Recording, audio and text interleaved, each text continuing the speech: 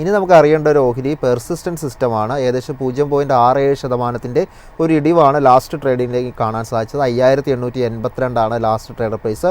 All time ഹൈയിൽ നിന്നൊരു 10% ഒരു ഇടിവ് മാത്രമാണ് സ്റ്റോക്ക് ഇപ്പോൾ രേഖപ്പെടുത്തുന്നതായിട്ട് കാണാൻ സാധിക്കുന്നത്.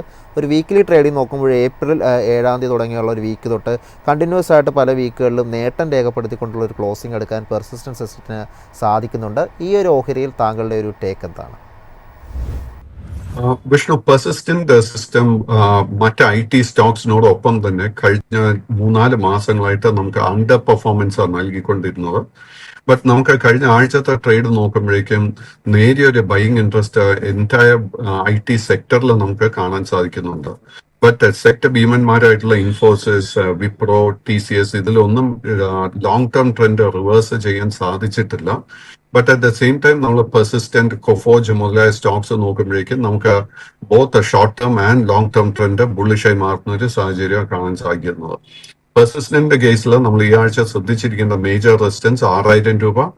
6000ന്റെ റെസിസ്റ്റൻസ് ബ്രേക്ക് ചെയ്യാൻ സാധിച്ചാൽ 8 മുതൽ 10% നേട്ടം ഓൾമോസ്റ്റ് ഇമീഡിയറ്റ്ലി നമുക്ക് കാണാൻ സാധിക്കും.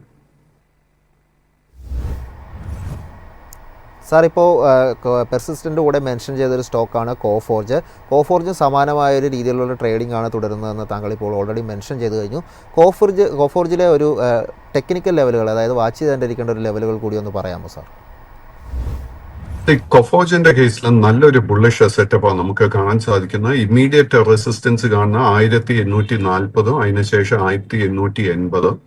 ഈ രണ്ട് റെസിസ്റ്റൻസ് ബ്രേക്ക് ചെയ്യാൻ സാധിച്ചാൽ പിന്നീടുള്ള റെസിസ്റ്റൻസ് 2000-ലും 2100-ലും ആയിരിക്കും.